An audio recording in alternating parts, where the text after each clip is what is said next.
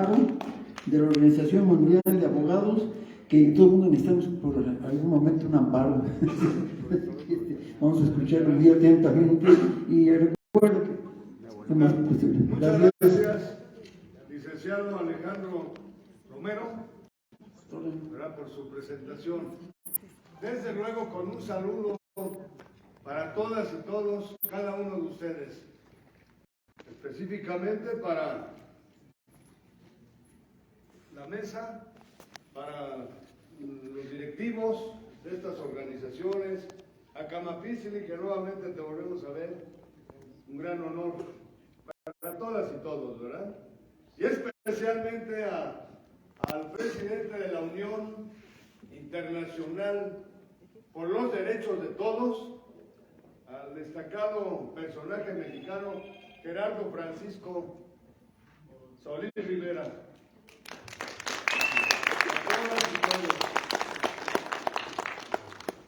Hablar de defensa de los derechos humanos de los pueblos originarios, pues es muy importante, trascendental y relevante, y desde luego lo vincula a su servidor con la historia de la humanidad. Como amparista y constitucionalista, nos percatamos desde hace muchos años y desde luego hemos venido difundiendo que desafortunada y lamentablemente, irónico además, paradójico, tremendo, catastrofista podríamos decir, pero la consagración de los derechos humanos ha sido lenta y tardía. Fíjense ustedes, nada más basta mencionar, hasta el año de 1215, en Inglaterra, con la expedición de la Carta Magna, por eso a la Constitución se le conoce como Carta Magna. Después de Cristo, 1215 años, o sea, 12 siglos con 15 años, tuvieron que transcurrir para que se reconociera que la libertad era un derecho importantísimo, valioso, sagrado del ser humano. Y así por el estilo, la historia de la humanidad nos da cuenta, nos relata sobre esa consagración que es reconocimiento y declaración de la importancia, relevancia y trascendencia de los bienes y valores que tenemos los seres humanos, como es la vida, la libertad y demás, para el logro de una vida, hablaban hace rato, de felicidad. La felicidad, la plena realización en este mundo y no en otro. Vinculo, concateno mi intervención con lo expuesto magistralmente por la doctora Rubí Lastra. Lo vinculo a lo que exponía ella. Ella hablaba de los gobernantes de las problemáticas. Fíjense ustedes, va a ser breve, pero sí fuerte. Vamos a concretar una propuesta. Lo vinculo también con todos los distinguidos y distinguidas ponentes que han expuesto aquí su aportación, su trayectoria. Hasta el año de 1670, en fin, la proclamación y consagración de esos derechos fue lenta y tardía.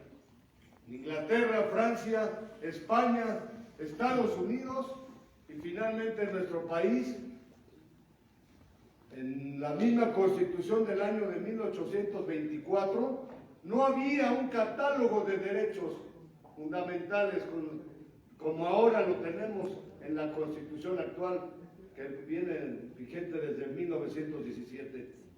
Antes garantías individuales. Lo hemos dicho en muchos foros. Recordemos lo que dice el artículo 14 constitucional. Nadie podrá ser privado, antes decía de la vida, le quitaron la vida, de la libertad, de sus propiedades, posesiones o derechos, sino mediante juicio seguido previamente tribunales previamente establecidos en el que se sigan las formalidades esenciales del procedimiento, etcétera, etcétera. El artículo 16, nadie podrá ser molestado en su persona, familia, domicilio, papeles, posesiones o derechos, sino mediante el mandamiento escrito de la autoridad competente que funde y motive la causa legal del procedimiento. Y lo hemos dicho, es lógico, es evidente y manifiesto, pero en la práctica y en la realidad, ¿qué tenemos? No se cumplen, como lo decían nuestros antecesores. Pero entonces, por ello, nosotros, y ahora, en este mes de febrero importantísimo para México, para nuestro país, para ustedes, para nosotros, porque estamos todavía en la conmemoración del 106 aniversario de la promulgación de la Constitución Política de los Estados Unidos Mexicanos. El 24 de febrero, el Día de la Bandera, y en este mes, aniversario del natalicio de quien decía Cavapistli, Cuauhtémoc, ¿verdad? Entonces, en este mes, pero desde luego ya con antecedentes desde hace más de 15 o 20 años, hemos venido preparando y trabajando, y ahí va la propuesta. Si es defensa de los derechos humanos de los pueblos originarios, pues tenemos nuestro famoso juicio de juicios. ¿Cuál es? El juicio de amparo. Juicio de amparo que también aparece en nuestro país hasta el año de 1840 con Manuel Crescencio Rejón, García y Alcalá, 1847 se implanta a nivel nacional, y entonces, porque de otra manera es difícil que de manera espontánea o natural se cumplan con esos derechos. Para ello tenemos entonces, por excelencia, nuestro famoso juicio constitucional de amparo, pero nosotros hemos venido desarrollando para llegar a la actualidad con lo que le denominamos nuevo juicio de amparo de los derechos humanos. Ya lo decían ustedes, tenemos un país riquísimo. Hablaba Norma, ¿verdad, Nelly? De la minería y de muchos recursos que tenemos. Un país riquísimo, el famoso cuerno de la abundancia, ¿sí o no? Con todos los recursos posibles e imaginables. Pero qué lamentable y qué tremendo, por eso dije catastrófico, que más de 50 millones de mexicanas, de mexicanos, ¿en qué? En pobreza, ¿sí o no? Y dentro de ellos se encuentran en gran medida nuestros pueblos originarios o indígenas, ¿sí o no? Entonces, por eso implementamos el amparo para esas personas, para esos millones de personas, para hacer valer no solamente el amparo defensa de la libertad, el amparo defensa en general de los derechos humanos de los pueblos originarios.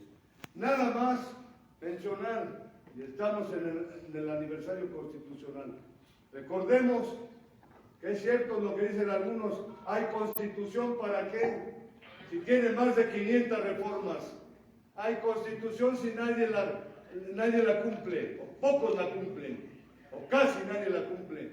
Por eso hemos dicho, pues que se difunda y que se conozca el conocimiento de la Constitución, para que así se dé un mayor y mejor cumplimiento.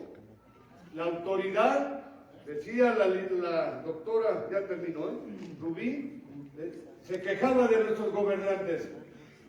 No es posible que lleguen individuos a ocupar cargos públicos y a la mera hora no cumplan con la Constitución.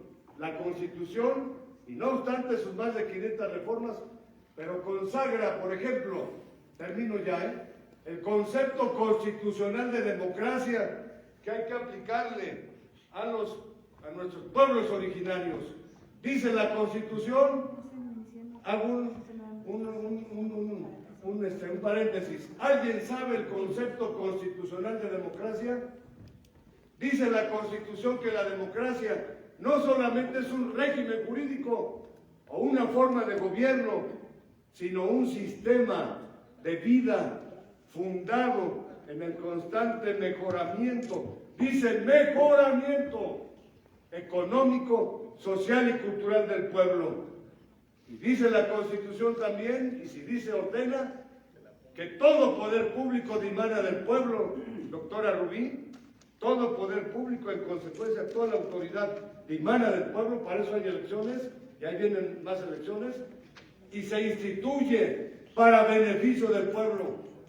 ¿Cuántos individuos, incluso yo tengo alumnos, que llegan a ocupar cargos públicos y luego ya ni te quedes, licenciado Enrique, ya ni te saludan? Entonces, por eso, propuesta conmemorativa, y con esto termino nuevamente, les lo digo.